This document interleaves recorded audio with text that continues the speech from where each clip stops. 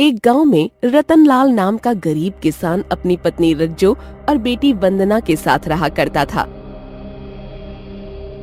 रतनलाल की पत्नी रज्जो काफी दिनों से बीमार चल रही थी, मगर बीमारी की हालत में भी वो खेत में अपने पति का हाथ बराबर से बटा रही थी।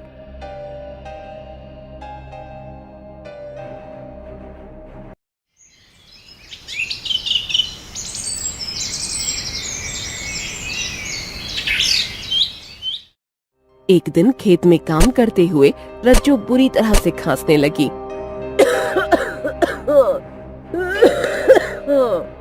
रज्जो, मैंने तुमसे कहा था ना कि जब तक तुम ठीक नहीं हो जाती खेत पर मत आया करो, घर पर आराम करो। हम गरीबों की किस्मत में आराम करना नहीं लिखा होता, और वैसे भी मुझे लगता है कि मैं अब ज्यादा दिन तक जीवित नहीं बचूंगी। मुझे आज नहीं तो कल इस बीमारी से मरना ही है। ऐसी बातें मत करो रज्जो। मुझे तो बस अफसोस इस बात का रहेगा कि मैं अपनी बेटी वंदना के हाथ पीले होते हुए नहीं देख पाऊंगी। धीरज रखो रज्जो, देखना एक दिन तुम सही हो जाओगी और हमारी बेटी वंदना का धूमधाम से विवाह होगा। लेकिन कैसे?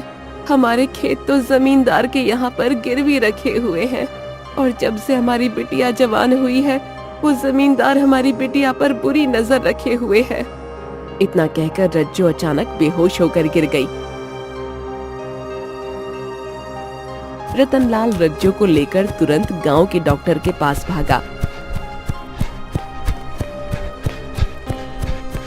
डॉक्टर ने रज्जो की कलाई पकड़कर अफसोस भरी नजरों से रतनलाल की ओर देखकर कहा, रतनलाल, तुम्हारी पत्नी मर चुकी है। मैंने तुमसे कुछ दिनों पहले ही कहा था कि इनको शहर में किसी अच्छे डॉक्टर को दिखाओ। डॉक्टर की बात सुनकर रतनलाल फूट फूट कर रोने लगा। तभी वहाँ पर अपनी माँ की मौत की खबर सुनते ही वंदना दौड़ते हुए आ गई और फूट फूट कर रोने लगी। माँ, आप मुझे छोड़कर क्यों चली गई? आप ही तो मेरी हिम्मत थी। अब मैं किसे माँ कहूँगी? अब मुझे कौन वंदना बिटिया कह के बुलाएगा?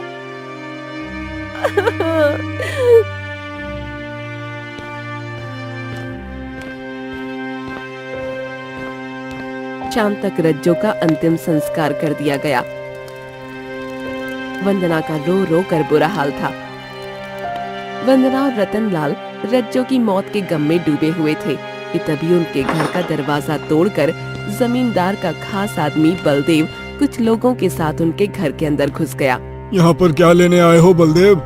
तुमसे जमींदार कुछ बात करना चाहते हैं। बलदेव ने इतना कहा ही था कि तभी एक लंबी चौड़ी कदकाठी का व्यक्ति वहाँ पर आ गया और मुस्कुराते हुए रतनलाल की ओर देखकर बोला, अपनी पत्नी की मौत के जिम्मेदार तुम खुद हो रतनलाल। अगर तुम मेरी बात मान लेते तो मैं तुम्हें इतने पैसे दे देता कि तुम अपनी पत्नी का इलाज शहर में करवा लेते। यहाँ तक कि मैं सारा ब्याज भी माफ कर देता। तुम्हारा खेत तुम्हें वापस मिल जाता। तुम्हें शर्म आनी चाहिए जमींदार। तुम मुझसे जो मांग रहे थे वो दुनिया का कोई पिता अपने जीते जी नहीं दे सकता। अरे आखिर मैंने तुमसे ऐसा क्या मांग लिया था? मुझे केवल एक रात के लिए तुम्हारी बेटी ही तो चाहिए थी। जमींदार की बात सुनकर रतनलाल चीखते हुए जमींदार की ओर देखकर बोला, अपनी जबान को लगाम दे जमींदार। रतनलाल की बात सुनकर जमींदार बुरी तरह से आग बबूला होकर बलदेव की ओर देखकर बोला, इसके इतनी हिम्मत! रतनलाल, और इसकी बेटी को उठाकर मेरी हवेली में ले आओ। जमींदार के गुंडों ने रतनलाल और वंदना को पकड़ लिया कि तभी वहाँ पर रतनलाल का पड़ोसी युवा रमेश दौड़ते हुए आ गया और जमींदार की ओर देखते हुए बोला, ये गलत है जमींदार। वंदना को छोड़ दो और उसके पिता को भी। तुम्हें शर्म आनी चाहिए। रमेश एक पढ़ा लिखा नौजवान था।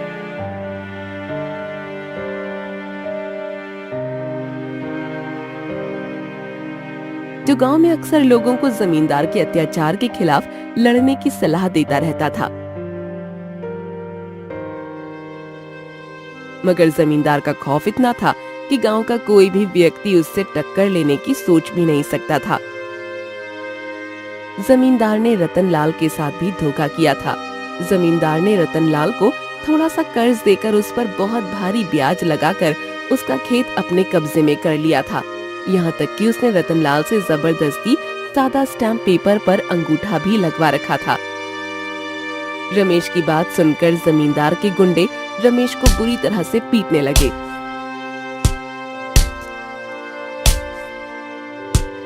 कुछ ही देर में रमेश बेहोश हो गया।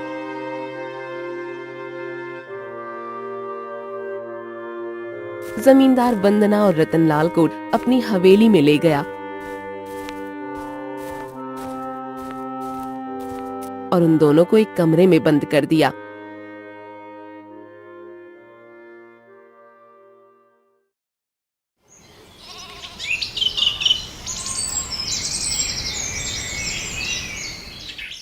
सुबह जमींदार कमरे में आकर बोला, अब तुम दोनों यहाँ से जा सकते हो रतनलाल। रतनलाल अपनी बेटी की ओर देखकर बोला, चलो बेटी, घर चलते हैं। कौन सा घर? तुम्हारे घर पर मेरे आदमियों ने रात के समय ही कब्जा कर लिया है। मत भूलो कि तुम्हारे अंगूठे का निशान सादा स्टाम्प पेपर पर अभी भी मेरे पास रखा हुआ है। तुम कानूनन भी मेरा कुछ नहीं बिगाड़ सकते। इतना अत्याचार अच्छा नहीं है जमींदार। भगवान से डर, उसकी लाठी में देर जरूर होती है, अंधेर नहीं होती। अब तुम दोनों बाप बेटी गांव की सड़कों पर भीख मांगते रहना।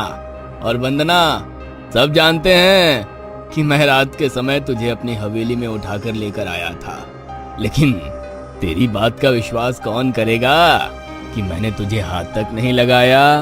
जमींदार की बात सुनकर सदमे में रतनलाल ने दम तोड़ दिया। अपने पिता को मरते हुए देख वंदना रोते हुए जमींदार से बोली, दुष्ट पापी, मैं तुम्हें श्राप देती हूँ कि तू कभी सुकून से नहीं रह पाएगा। जमींदार ने वंदना का मजाक उड़ाते हुए उसे धक्का देकर हवेली से बाहर निकाल दिया और उसके पिता की लाश को भी बाहर फेंकवा दिया। वंदना अपने पिता का अंतिम संस्कार करके वहाँ से चली गई। कोई नहीं जानता था कि वो कहाँ गई। ऐसे ही कुछ महीने बीत गए।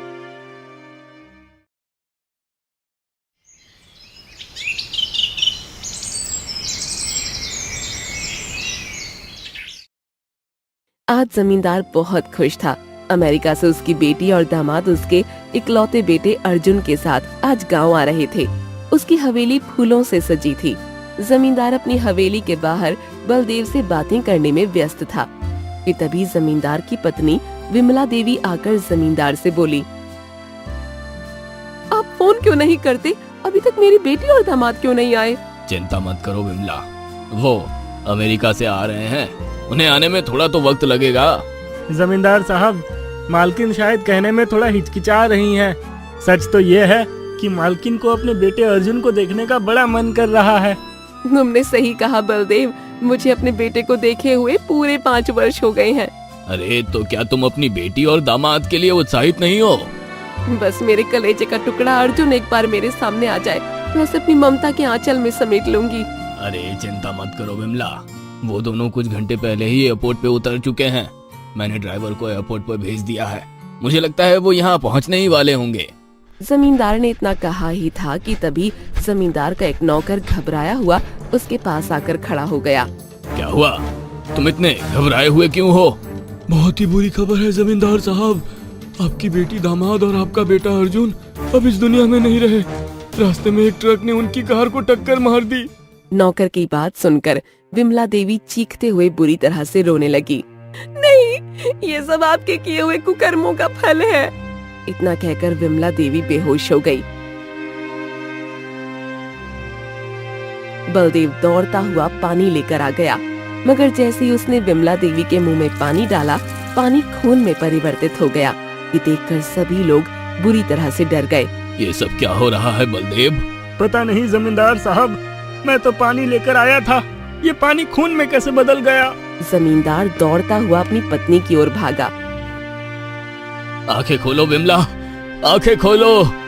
मगर विमला देवी ने जमींदार के सामने ही अपना दम तोड़ दिया। अपनी पत्नी को मरते देख जमींदार फूट फूट कर रोने लगा। कुछ देर बाद शमशान घाट में 4 चिताएं जल रही थीं। और पूरे गांव में खुशियों की जगह मातम का माहौल छाया हुआ था। अपने परिवार का अंतिम संस्कार करके जमींदार रोता हुआ अपनी हवेली में अपने साथी बलदेव से बोला, ये सब क्या हो गया बलदेव? ये धन दौलत जो मैंने इतनी जमा की थी, ये सब का क्या फायदा? मेरी तो दुनिया लूट गई। मुझे लगता है जमींदार साहब कि उस किसान की बेटी वंदना का श्राप आपको लगा है। बलदेव की बात सुनकर जमींदार खामोश हो गया। कुछ दिन बाद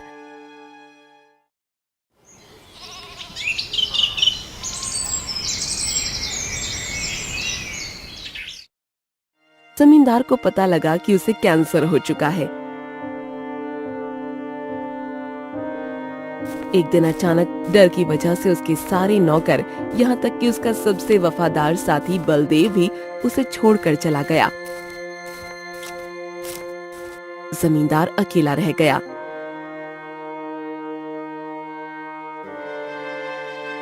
अकेले रहने से उसका मानसिक संतुलन बिगड़ गया। अब वो पागलों की तरह गांव-गांव घूमकर भीख मांगता रहता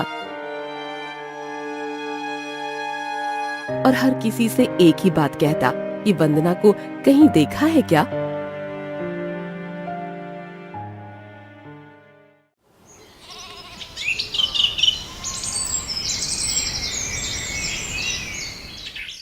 एक दिन जमींदार भटकता हुआ दूसरे गांव के घर में पहुंचा।